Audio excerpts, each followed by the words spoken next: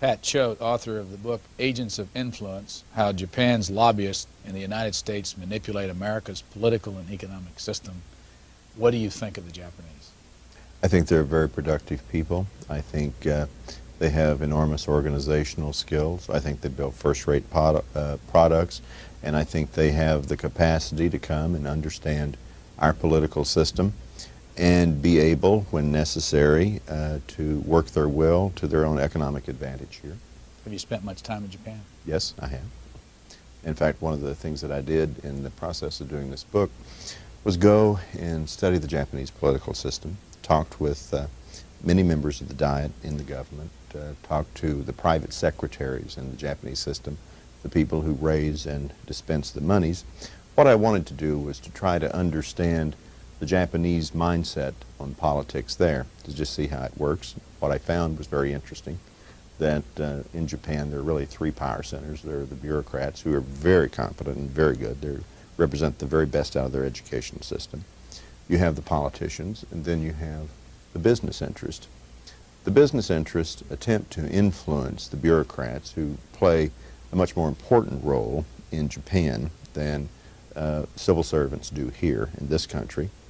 But they are able to influence the Diet, or their parliamentary body, through money. And quite literally, the money that is expended is enormous, far beyond anything that we know in this country. In the last election cycle in Japan, in the year leading up to it, over $4 billion was raised for political purposes. To put into perspective, that was 5 times the amount that was spent in 1988 on all of our political races, presidential, House, and Senate. So when the Japanese come to the United States, they just see political expenditures and lobbying as just another business expenditure. And equally important, they see the levels required to buy influence here very cheap in comparison to what they're used to in their own home market. Do they have any public requirements, public accountability for the $4 billion that they raise for politics over there? They, in the Home Office, will report part of that money. What we will see is somewhere in the neighborhood of about $2 billion of that is reported. Another $2 billion, according to knowledgeable insiders, is unreported money. In the process of doing this book, I talked to the private secretary of a former Prime Minister, Tanaka, who was really the person behind the scenes in Japanese politics for almost 20 years. And he talked about going out and raising money in cash, and then coming back and taking that cash in literally a satchel where he would have as much as $1.5 million in Japanese currency at a time, and passing it out to the supporters of Mr. Tanaka. Something else that's very different in the Japanese political system than here is each member of the Japanese Diet is given enough money to hire 2 or 3 staff people. Each member will need a minimum of 16 to 18 staff people. The money to pay for those additional staff people must be raised from the special interest groups themselves. And so, in a very real sense, the special interest groups, the business, agricultural, and other interests, finance the staffing of the individual Diet members, in addition to financing the political cost. It would be as though special interest in this country paid for the congressional staff. In your book, there is a picture here of former President Jimmy Carter. Who is the gentleman he's running with there? Ryoichi Sasakawa, who is a man that formed one of the more radical fascist parties in Japan in the 1930s. He was a man that agitated for nationalist policies, agitated for war, had his own private 15,000-person army, black-shirted army. Benito Mussolini was one of his idols. He went and spent time in Italy with Benito Mussolini, was a member of the government during the war, was imprisoned after the war by the occupation authorities as a Class A war criminal. He controls a major part of the legal gambling industry in Japan today. His gambling interests produce hundreds of billions of dollars. He has given away estimates of up to $400 million over the past couple of decades. He has invested over $20 million in the activities, the library, of former President Jimmy Carter. And what is not in that book, but what I discovered after the book was completed, earlier this year he gave $1 million to help finance the Nixon Library. There's another picture of him. Who's he here with? Benito Mussolini, who he says in his writings was one of his political heroes. Pretty tough on Jimmy Carter in your book? Yes, I'm fairly tough. The point that I make is that we have a new post-presidential standard, and that standard is that they can accept money from a variety of sources. In fairness to Jimmy Carter, his activities are charitable and otherwise. President Reagan took some money personally for his speaking tour, $2 million, but he also solicited money from Japanese corporations, Sony among others, to help him build and equip his presidential library. One of the points that I'm making here is that we have a flaw in our laws that in effect say that a president must raise private monies to build these presidential libraries, which are in a sense a memorial to the president. They are their own pyramids in effect. And yet the federal government will only take over the operating expenses after the facility has been built. I think what we really need to do is have the federal government pay for these libraries, because it gives too many opportunities for rich people here and abroad to curry influence with the president while they're still in office, as the presidents seek this money to build the libraries. As you know, how long you lived around Washington? Oh, 15 years. Where's home, by the way, originally? Originally, it was a little town called Red Oak, which is by Waxahachie. It's between Waco and Dallas. My parents were cotton farmers. In Texas? In Texas. Okay, but as I was saying, as you know, there are a lot of people in this town that really don't like you. Well, they don't like me now. And, you know, a lot of it's just word of mouth, and you hear people around town talking about it. Why do you think they don't like you? Why do you? I think the dislike comes in some element because many people are lobbyists. They've been through the revolving door. They're making a great deal of money. I'm raising the question that what they do and what they have done may not be in the national interest. And I'm certainly saying that it does not elevate the concept of public service in this country to have this revolving door. So I don't think that they like that criticism. None of us like criticism. Other people, I think, are criticizing me because they think that in raising these issues that I'm arguing specific positions on trade or upon foreign investment or on economics. I'm not. What I'm in effect arguing is that our political system has some flaws, both how we raise money, how we recruit people for the top jobs, and what we permit when they leave office. So I think it's natural, since I'm raising criticisms, that people would respond negatively. Are you feeling the heat?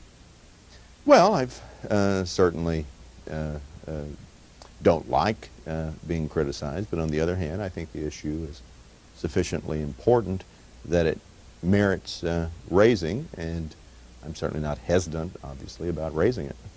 Let me read the toughest criticism I could find in print. Okay. Michael Kinsley. Yes. TRB, New Republic.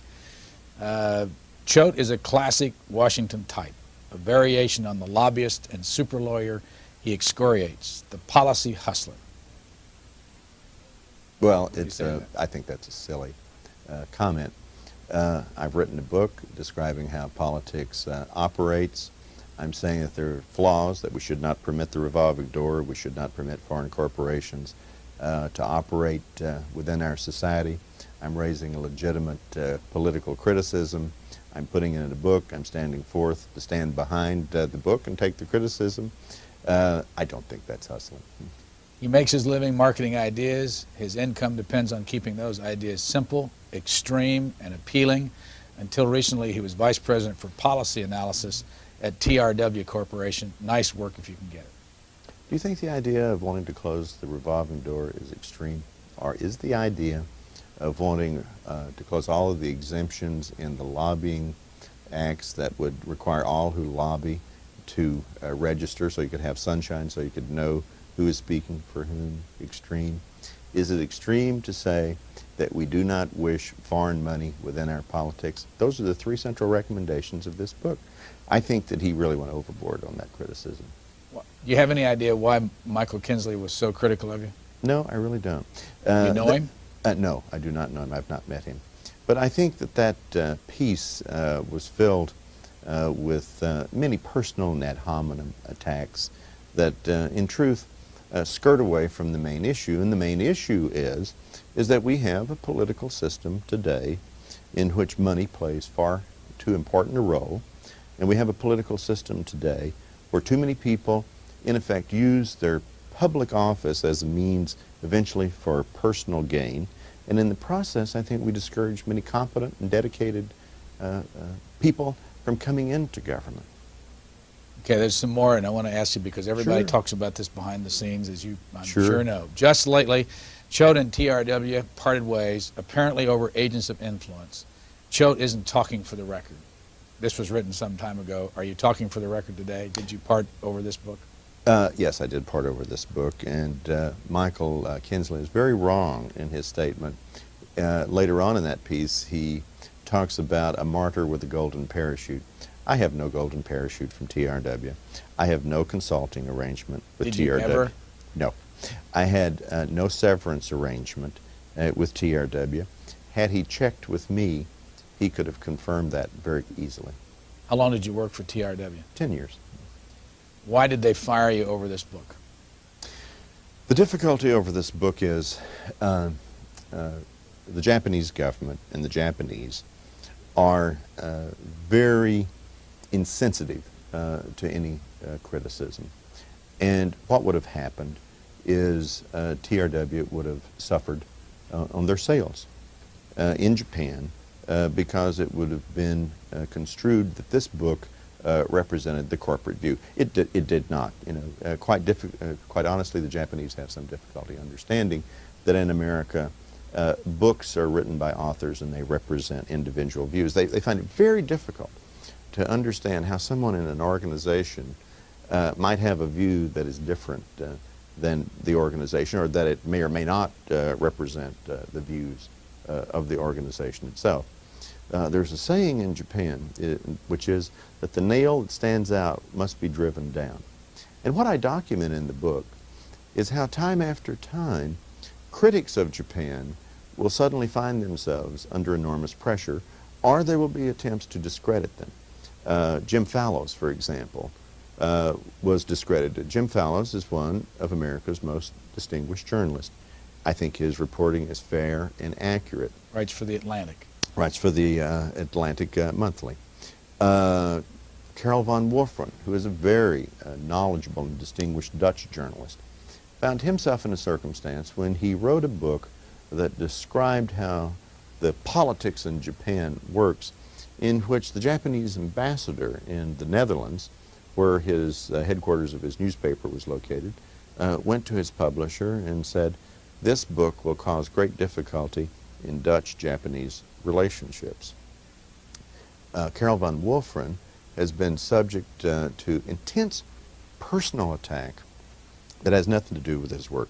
Clyde Prestowitz did a very good book that describes the inside of American trade negotiating relationships with the Japanese, and he has been very falsely labeled as a racist, as a Japan basher, as anti-Japan.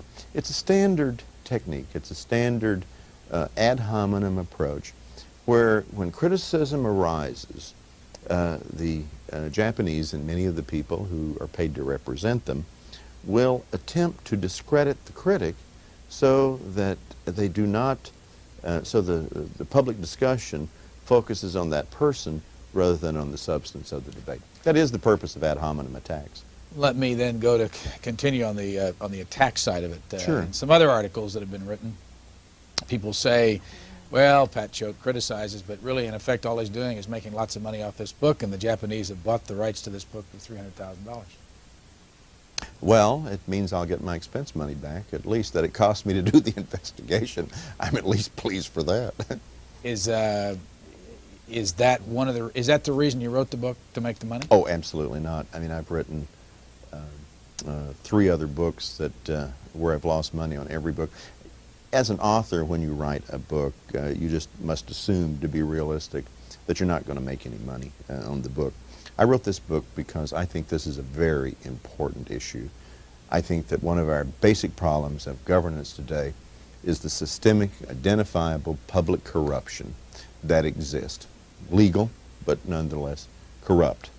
And that corruption is, in effect, perverting our ability as a nation to honestly talk about our future and to honestly deal with many of our problems. The problem that I describe here is the same problem in Washington that permitted the HUD scandal, where a series of insiders were able to get preferential treatment and misuse roughly $2 billion worth of money, where savings and loan people were able to get members of Congress and the administration to look the other way while they plundered the SNL industry. And now, since influence is for sale here, foreign governments and foreign corporations are coming here, attempting to buy decisions in such a way so that through political means they can gain an economic advantage. And the important thing that I show in this book is that while Japan is the example I use because they have the largest, most sophisticated, and the most effective political effort, in the appendix to the book I identify 200 former officials during the 1980s that were held the highest, most sensitive positions, but then subsequently registered with the Justice Department as foreign agents and went to work to represent foreign governments and foreign corporations in Washington. Is 2/3 of the clients that are listed there are clients other than Japan or Japanese companies. The point being is the rest of the world knows that you can buy influence so easily in this town, and so they're coming here and buying it. We're showing the audience a little bit. It's hard to read this, but what we did do in order to be able to discuss this, we've taken some of these names and the dollar amount and the countries that they represent and put them on graphics. Oh, good. And we're going to go to that right now and show you the first one. You can look over there on the screen. Richard Allen was the National Security Advisor in the Reagan administration early years. Explain what that's telling us there. What it says is that he represented an organization from South Korea that helped organize the Olympics that had some political involvement, perhaps back with the federal government, and he was paid $972,000 during the decade of the 80s, or some period of the 80s, for that representation. The $1.58 million was paid to him by a Taiwanese governmental group. Let's look at the next one. Christine Bliss, Assistant General Counsel of the U.S. Trade Representative, the law firm of Mudge Rose in New York. What that says is that Mudge Rose, the law firm, was paid $11 million, and that Christine Bliss was one of what turned out to be several people who were paid to assist the Toshiba Corporation in a variety of activities, including defeating the congressional efforts to impose sanctions on Toshiba in 1987 and 1988 when Toshiba sold technology to the Soviet Union that permitted them to manufacture propeller blades where their submarines could go undetected by the U.S. Navy. Next name. Robert Cassidy, General Counsel, again, the United States Trade Representative, which is here in Washington. Wilmer Cutler Pickering Law Firm in Washington. Lufthansa Airlines of West Germany, $7,700,000. That reflects, again, that his firm was paid that amount of money. Other people from that firm were also involved, including Lloyd Cutler, who had been General Counsel to Jimmy Carter. Do you know who Robert Cassidy is? Do you remember what administration he served in? He served in the, I believe he was briefly in the Carter administration with him. Next, John Culver, former United States Senator. The law firm of Aaron Fox, Toyota Motor Company, $1.1 million, and also another firm in Japan for $941,000. You know, what we find is, what was interesting to me in doing this research is my publisher would give me roughly 50 pages to do this appendix. And in essence, what I'm doing there is just going to the public records where people have signed that they are the representative, and they present the documentation of how much money that they've been paid, and reporting what is on the public record. Now, it took some difficulty to track and put this down, but what really, there were two things, well, there were really three things that struck me in doing this. One of those things is I just as easily could have done 100 pages as I did 50 pages. And the second thing that struck me in doing this was that the vast majority of the people, unlike the people that are shown in this graphics, are people that essentially are unknown, even by and large, into the Washington community. Let me just stop here a second because we've got Stuart Eisenstadt's name on the screen. I want to show the audience that this amount of pages in your book right here was devoted to this chart showing all of the money that has been made by insiders in Washington and in law firms, the people that used to serve here. That's right. Okay. I didn't mean to interrupt. No. I thought it was necessary to demonstrate the magnitude of this, and then and to be quite specific in showing how much money and what is available, and also to show that what we don't know, because I don't know and we can't find out from the existing public records specifically who they talked to and what they did in most of the cases. And equally important, what struck me in doing this is that since many of these people are really not high visible public known people, such as a senator or a counsel to the president or a domestic policy advisor, is that what we really have is that many of these people came into government, stayed roughly 18 to 20 months, developed a contact list, and then moved right on out into the lobbying arrangements. But there was something more subtle that popped out. There's a very real difference between the executive and the legislative branches. When you see a member of Congress in that list or other lists, such as Senator Culver, by and large what it reflects is a broken political career. It is someone that has lost an election and is now going out to make a living, in effect using the skills and knowledge that they've acquired here in town. Paul Laxalt's on the screen now. Yes, yes. Another senator. With a couple of countries, Spain and Barbuda and Antigua. You were suggesting that there was a broken political career? It's a broken for the members of Congress. And in many cases, for senior staff members in Congress, it's when their boss lost the election and they're out. When one takes a look in the executive branch, however, it's a very different circumstance. Oh yes, a deputy trade representative for some organization in Bermuda, almost $2.5 million. But for the executive branch, what happens is an increasing number of people come into office with the idea that they're going to make the contacts, that public service is just really a route or a path to public gain. And that's only possible because we have this revolving door. We're still looking at a number on the list. That's a former senator from Georgia, Mm-hmm. Herman Talmadge. Now, this was all these figures are during the years 1980 to 1990. Only. Yes. Burson Marsteller is a PR firm? A press secretary to Nancy Reagan, and then she was one of the press spokespersons for George Bush during his 1988 presidential campaign. Let me ask you about Pat Choate for a minute. You said you were born in Texas? Yes. When did you leave it? I left Texas. I went to the University of Texas and went to the University of Oklahoma to do my doctorate in economics. Went into state government there as a planner for the state, and spent really until 1980. I left Texas in early 1960s. In public service. I worked for the Department of Commerce, worked for the state of Tennessee, was involved in the Appalachian program, lived and worked in West Virginia in the poverty programs for 3 years. Were you political at all during those years? Were you tied to a party? No, what happened is I was nonpartisan. I'm still nonpartisan. I was hired as a professional economist. Development economics is my specialty. And over the years, what I've done is move from worrying about state or regional development to national development. And during the 1980s, that's what my books have been about.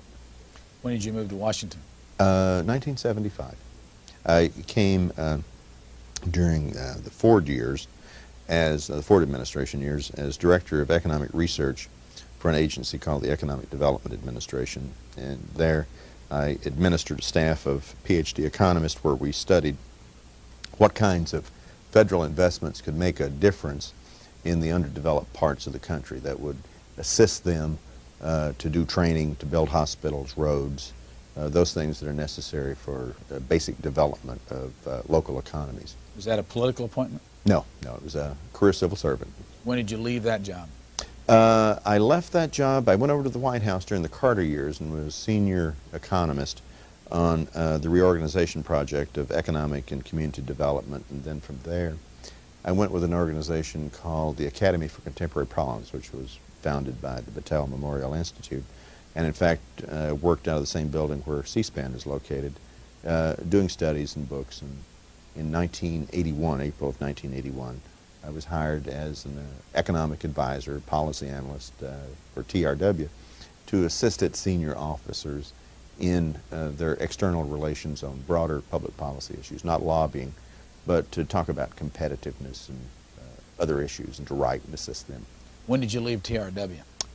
In August of this year, August 1990. Were you surprised that TRW got irritated about this book and said we've got to sever relations? When I began the book, I had an extended conversation with the then chairman, and in the process of that discussion, I thought it important that they understand the book and the nature of the book. And as you may remember, in 1988, I did a long piece in the Washington Post and Outlook, which in effect is the synopsis of the book. And so I was a bit surprised, yes. What do you do now? Well, I'm going to wait until this particular book has run its life, which will be sometime, I would think, early next year. And I've had a couple of offers from think tanks and other organizations. I'm going to seriously consider them. And wherever I am, I'll probably pitch myself into another book. In the middle of this book are lots of stories. It seems like there's a heavy emphasis on U.S. trade representatives. I remember the name Harold Malmgren. Yes. The name William Eberly. Yes. The name Robert Strauss. Yes. And the current U.S. trade representative, Carla Hills. Yes, correct. Did she ever do any work for Japanese firms before she became current U.S. trade representative? In the mid-1980s, she registered with the Justice Department as a foreign agent for Daewoo, which is a Korean corporation. And in her disclosure files, when she became USTR, she listed that she had given business advice to Matsushita, which is a large Japanese electronic conglomerate, the firm that is bidding on MCA. Does that give you a problem that somebody has had that experience before they get to USTR? It is somewhat troublesome. Harry McPherson, who was a general counsel to Lyndon Johnson, a very distinguished and knowledgeable lawyer around Washington, made the point that no lobbyist is born with a position on catalytic converters. That what happens is after a lawyer takes a client, they, in effect, begin to develop arguments for that client. They come to the point where they knock down the arguments against that client. And bit by bit, what happens is the attorney begins to integrate the client's view and the representation of that view into their own worldviews. And that what happens is long after the client is gone, the attitudes and the views are integrated into the views of the lawyer or the advocate themselves, and it becomes, in effect, their views. It is literally an interesting metamorphosis.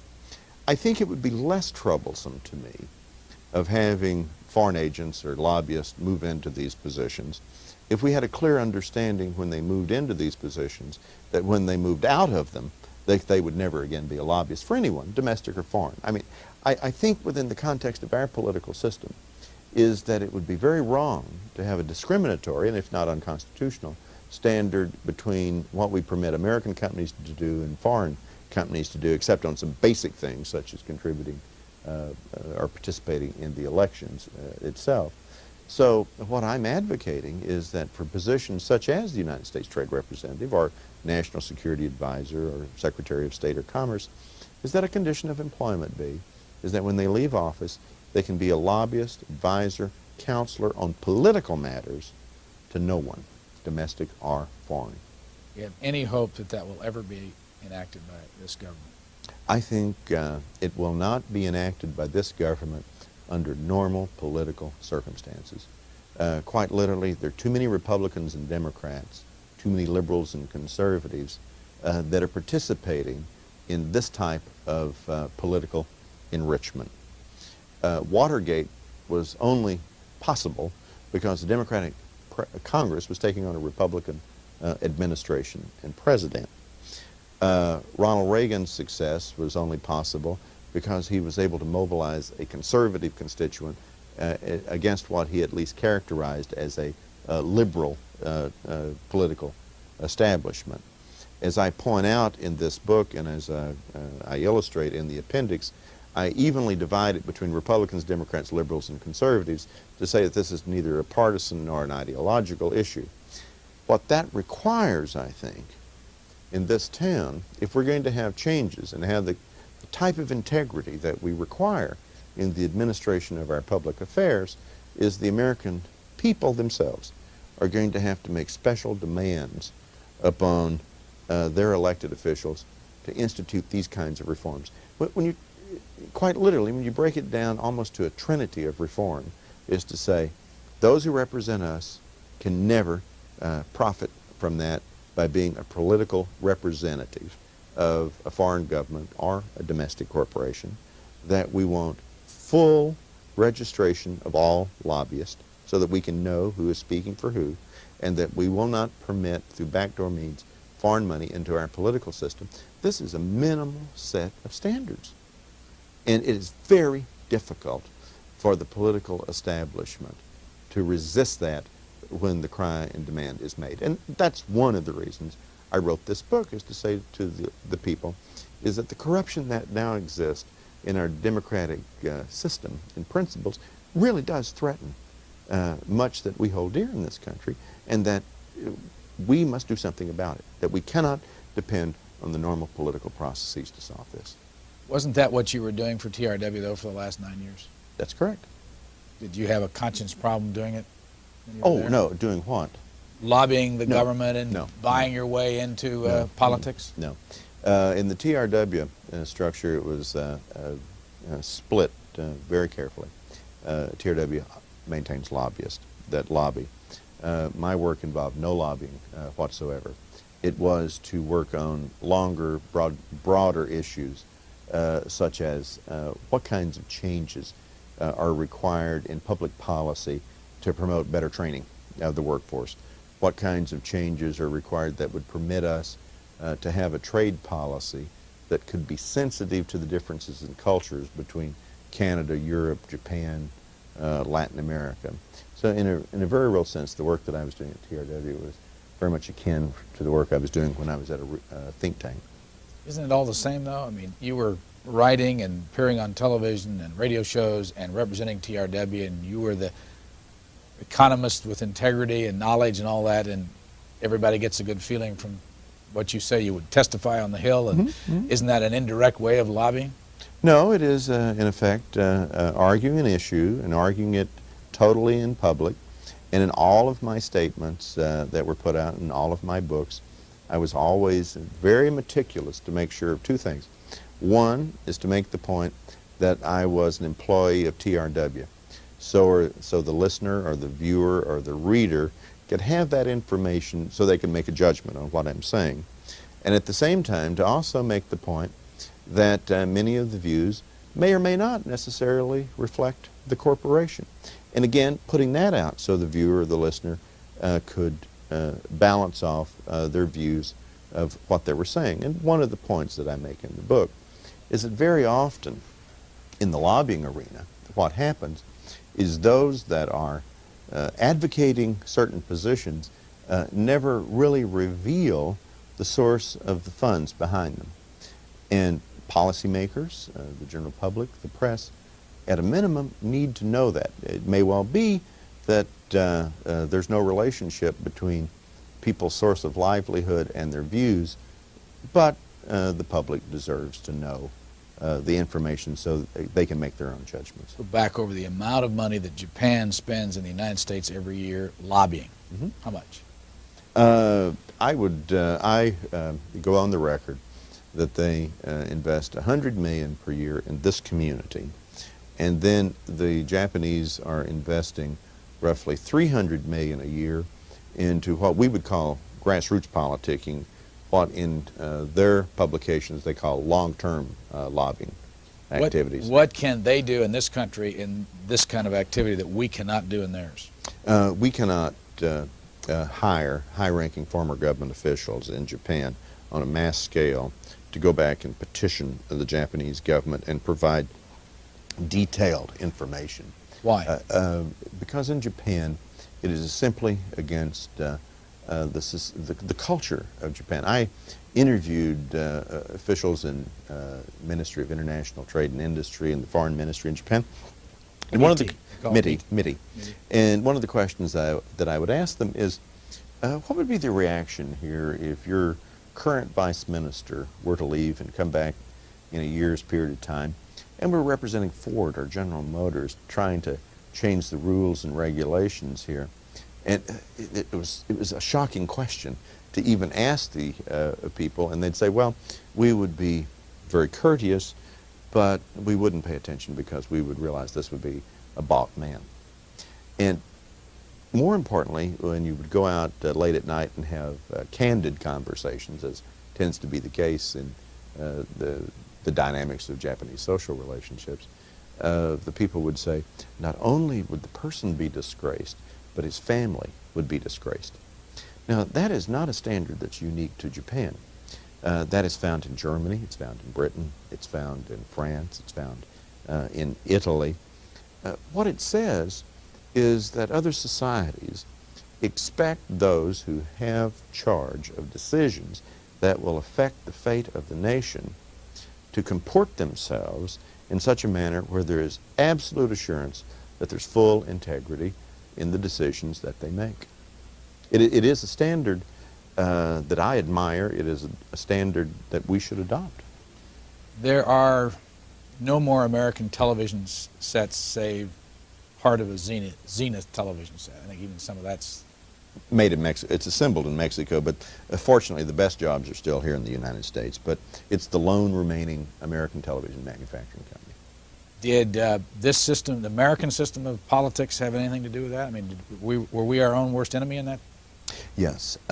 It was quite, what happened is the Japanese in the mid-1950s formed a cartel inside their own country. What's a cartel? A cartel is several companies coming together where they're going to act in restraint of trade, where they're going to, in effect, join together and use anti-competitive practices to attempt to totally control a market, to squeeze out competitors, and to squeeze from the consumers a profit level that would not normally exist if there were full competition. So the Japanese companies came together, they formed a cartel, they in effect agreed upon prices, they had agreed upon the levels that they'd permit their distributors to charge. They agreed that in their own distribution networks that other manufacturers, Japanese or foreign, would not be given access to those distribution networks.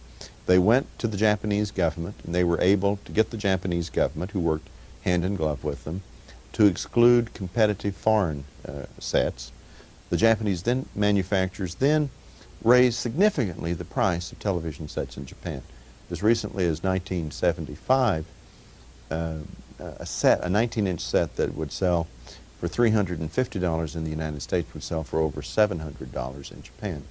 They used that excess profit then to come to the United States and sell their products here, in many cases less than production cost, in an attempt to drive the American manufacturers out of business.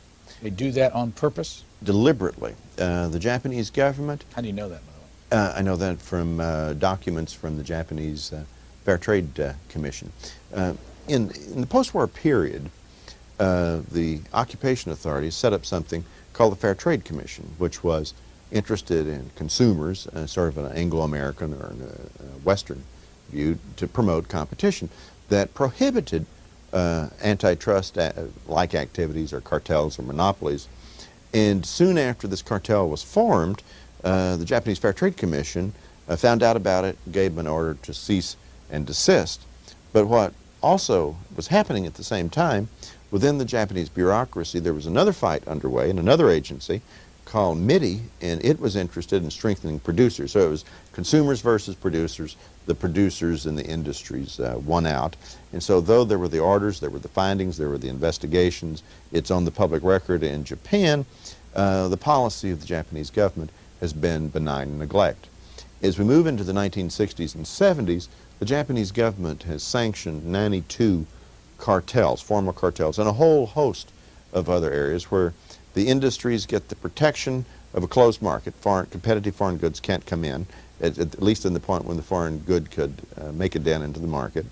There's a sharing of information. Some money is put up to assist the firms at the pre-competition stage, and then these firms move abroad in a predation that attempts to drive the foreign manufacturer out of business with activities that are illegal, to be quite honest. Let me ask you about all these sets that we're used to here, the Sony, Toshibas, the Mitsubishi, all those sets that we see and a lot of Americans buy. Can the Zenith be sold in Japan? No. You still, as recently as 1975, when 5 million sets were sold in Japan, only 500 foreign sets were imported. Why? Because they're excluded. I mean, quite literally. Why do we allow that to happen?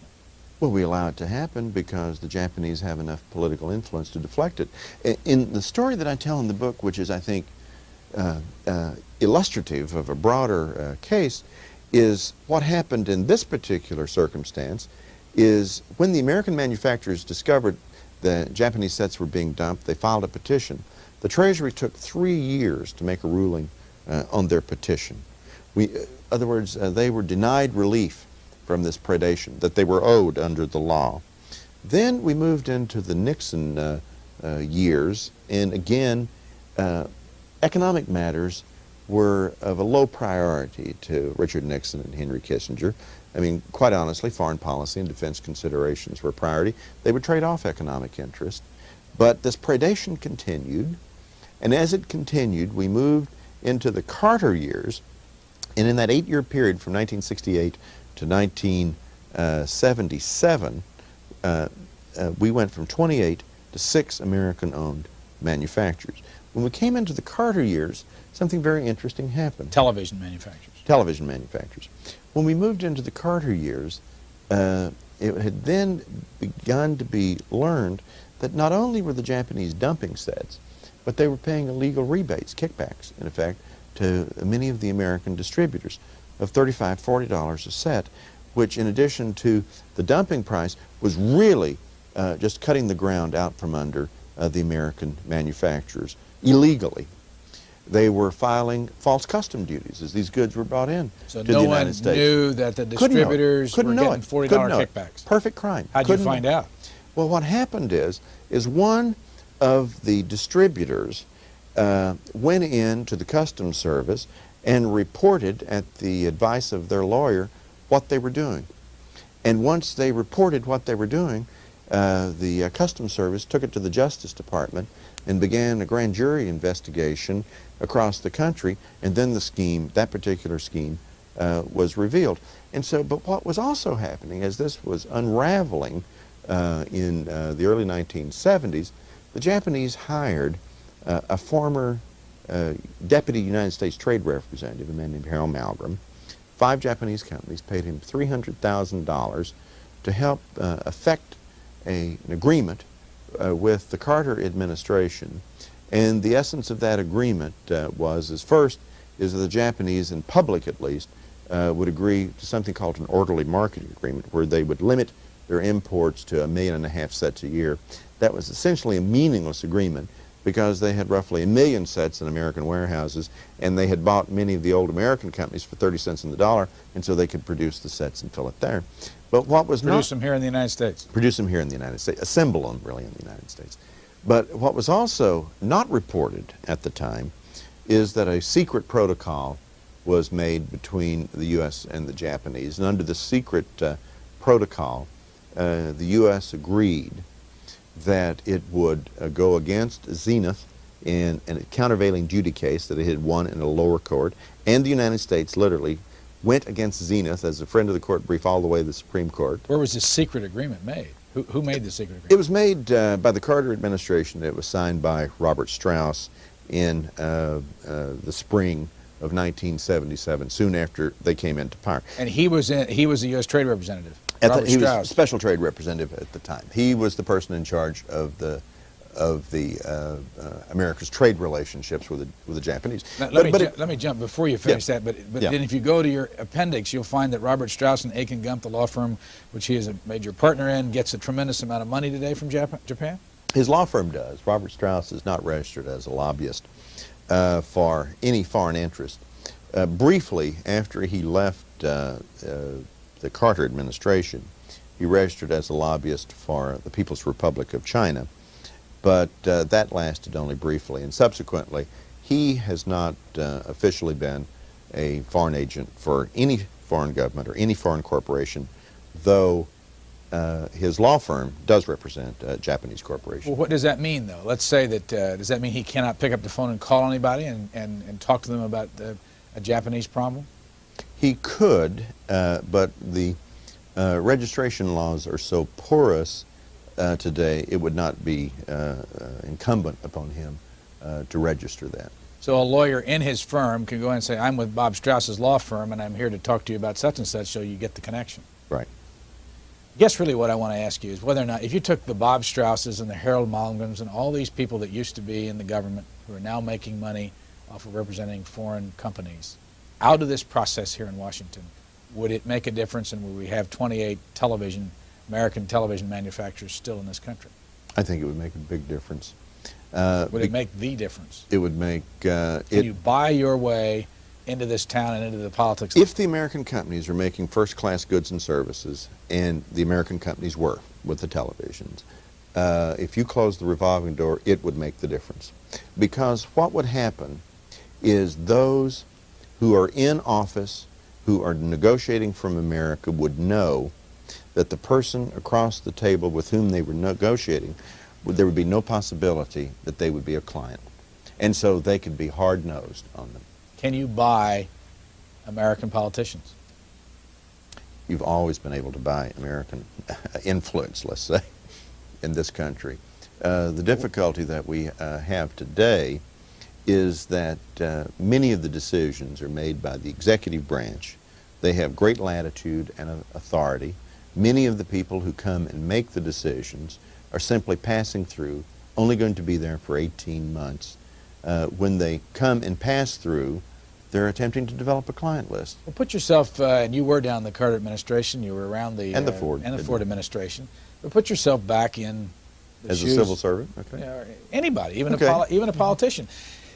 And so here you have a scheme that the cartel in Japan has come up with to run American television manufacturers out of business, and these people come to the door, and you know that they're going to run American television manufacturers out of business. Why would you go along with that? They're only going to run them out of business if you permit them to run them out of business.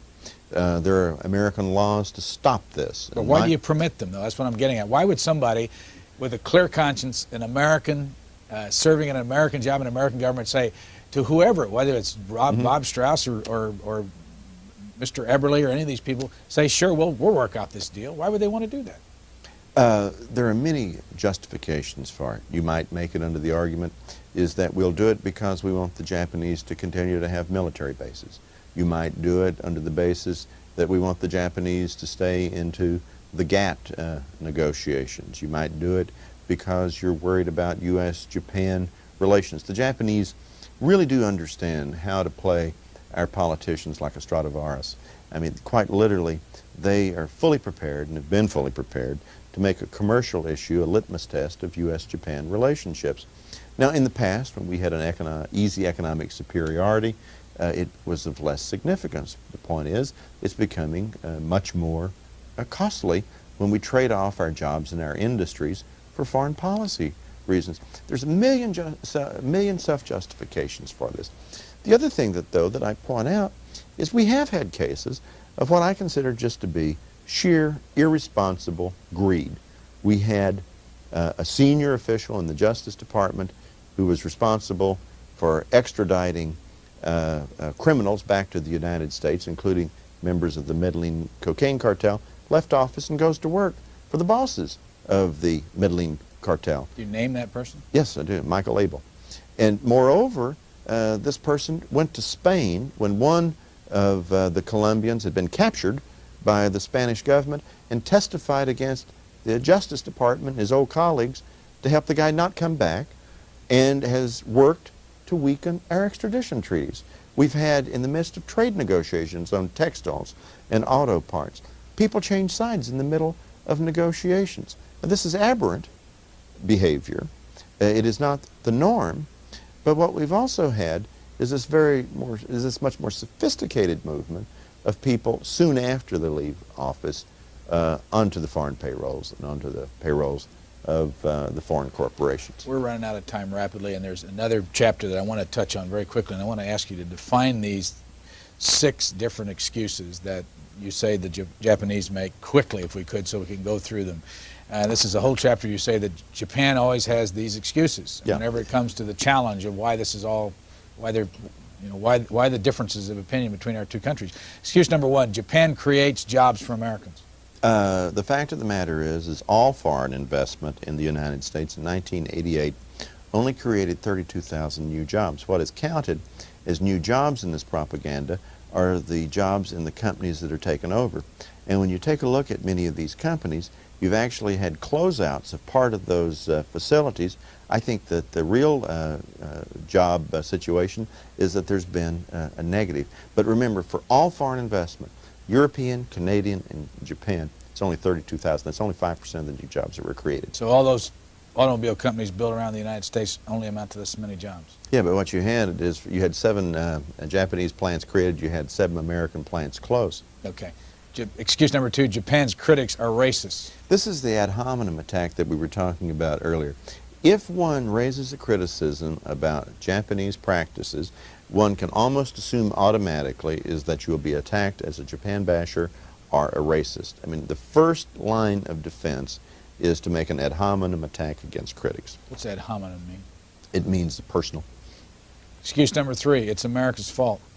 The argument here is that Americans don't build goods that are top quality, that they're worthy, that the Americans don't try to understand the language, that we don't try hard enough.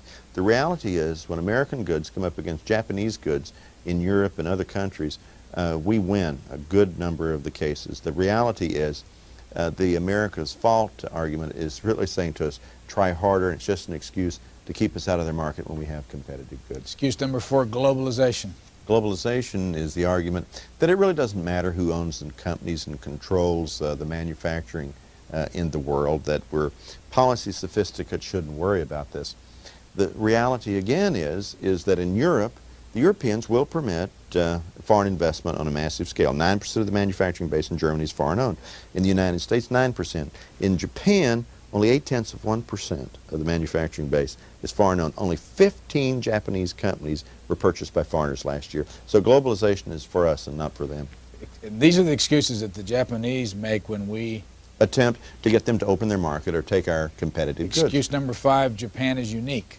We've had a number of arguments here that Japan can't take American-made blood analyzers because Japan's blood is different. That Japan can't take foreign-made skis because Japan's snow is different. That Japan can't take American timber because Japanese earthquakes are different. The Japan is unique argument is used to deflect attention, except when the revisionists have made the argument that Japan is different and should be treated different, and then the Japanese reject the argument. This paragraph jumped out at me. You quote an unnamed American Japan watcher, and this is what that person said. It says quite a bit about the innate race consciousness of Japan, a non-Western, non-Christian, non-Arab country with no native Jewish population and no history of conflict with Israel, that it is now reaching out into other cultures to find new categories and new outlets for its own racist impulses. The Japanese are very insular, and we have these instances that appear over and over again of this rash of attention to clearly anti-Semitic literature within Japan. We have the high-level government officials time and time again making slurs against black Americans. The Japanese are obsessed by the question of race. We're running out of time. I got to read this. This observer says, but then the Japanese tend to think of all non-Japanese as inferior. This is a real problem. And so this is the basis of many of these charges of racism. If, in effect, one makes a criticism, they say it's racism. In many cases, it's just merely a projection. As a last question, but you say when somebody criticizes you that this is not a Japan-bashing book. This is a Washington-bashing book. What we're seeing is the corruption of our democratic principles. It's our country. Americans are the only ones that can stop this. Called Agents of Influence. The author is Pat Choate. Thank you very much for joining us. Thank you, Brian. The individual Diet members, in addition to financing the political cost. It would be as though special interest in this country paid for the congressional staff. In your book, there is a picture here of former President Jimmy Carter. Who is the gentleman he's running with there? Ryoichi Sasakawa, who is a man that formed one of the more radical fascist parties in Japan in the 1930s. He was a man that agitated for nationalist policies, agitated for war, had his own private 15,000-person army, black-shirted army. Benito Mussolini was one of his idols. He went and spent time in Italy with Benito Mussolini, was a member of the government during the war, was imprisoned after the war by the occupation authorities as a Class A war criminal. He controls a major part of the legal gambling industry in Japan today. His gambling interests produce hundreds of billions of dollars. He has given away Pat Choate, author of the book Agents of Influence, How Japan's Lobbyists in the United States Manipulate America's Political and Economic System. What do you think of the Japanese? I think they're very productive people. I think they have enormous organizational skills. I think they build first-rate products, and I think they have the capacity to come and understand our political system and be able, when necessary, to work their will to their own economic advantage here. Have you spent much time in Japan? Yes, I have. In fact, one of the things that I did in the process of doing this book was go and study the Japanese political system, talked with many members of the Diet in the government, talked to the private secretaries in the Japanese system, the people who raise and dispense the monies. What I wanted to do was to try to understand the Japanese mindset on politics there, to just see how it works. What I found was very interesting, that in Japan there are really three power centers. There are the bureaucrats, who are very competent and very good. They represent the very best out of their education system. You have the politicians, and then you have the business interest. The business interests attempt to influence the bureaucrats, who play a much more important role in Japan than civil servants do here in this country. But they are able to influence the Diet, or their parliamentary body, through money. And quite literally, the money that is expended is enormous, far beyond anything that we know in this country. In the last election cycle in Japan, in the year leading up to it, over $4 billion was raised for political purposes. To put into perspective, that was 5 times the amount that was spent in 1988 on all of our political races, presidential, House, and Senate. So when the Japanese come to the United States, They just see political expenditures and lobbying as just another business expenditure. And equally important, they see the levels required to buy influence here very cheap in comparison to what they're used to in their own home market. Do they have any public requirements, I mean public accountability for the $4 billion that they raised for politics over there? They, in the Home Office, will report part of that money. What we will see is somewhere in the neighborhood of about $2 billion of that is reported. Another $2 billion, according to knowledgeable insiders, is unreported money. In the process of doing this book, I talked to the private secretary of a former prime minister, former Prime Minister Tanaka, who was really the person behind the scenes in Japanese politics for almost 20 years. And he talked about going out and raising money in cash, and then coming back and taking that cash in literally a satchel where he would have as much as $1.5 million in Japanese currency at a time and passing it out to the supporters of Mr. Tanaka. Something else that's very different in the Japanese political system than here is each member of the Japanese Diet is given enough money to hire 2 or 3 staff people. Each member will need a minimum of 16 to 18 staff people. The money to pay for those additional staff people must be raised from the special interest groups themselves. And so, in a very real sense, the special interest groups, the business, agricultural, and other interests, finance the staffing. Estimates of up to $400 million over the past couple of decades. He has invested over $20 million in the activities, the library, of former President Jimmy Carter. And what is not in that book, but what I discovered after the book was completed, earlier this year he gave $1 million to help finance the Nixon Library. Another picture of him. Who's he here with? Benito Mussolini, who he says in his writings was one of his political heroes. Pretty tough on Jimmy Carter in your book? Yes, I'm fairly tough. The point that I make is that we have a new post-presidential standard, and that standard is that they can accept money from a variety of sources. In fairness to Jimmy Carter, his activities are charitable and otherwise. President Reagan took some money personally for his speaking tour, $2 million, but he also solicited money from Japanese corporations, Sony among